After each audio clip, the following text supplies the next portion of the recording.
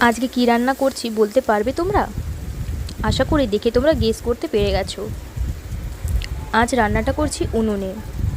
প্রথমে কড়াইতে তেল দিয়ে দিয়েছি আদা কুচি আর রসুন কুচি, একটু ভালো করে ভাজা ভাজা করে নেব।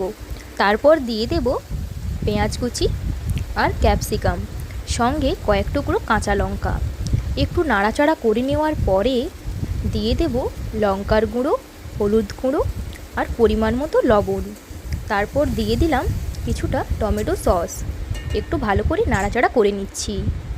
অনেকেই তোমরা বুঝতে পেরে গিয়েছো আজকে কি রান্না করব। টমেটো সস যে বাটিটাতে ছিল সেই বাটি ধুয়েও কিছুটা জল দিয়ে দিলাম। এবার তোমরা গেস করতে থাকো যে আমি এটা কি বানাচ্ছি। তার আগে আমি আরও কিছুটা জল দিয়ে নিলাম। এবার কর্নফ্লাওয়ার গুলে রাখা জলটাও আমি দিয়ে দিলাম। খুব অল্প পরিমাণের কর্নফ্লাওয়ার গুলে জল দিয়েছি।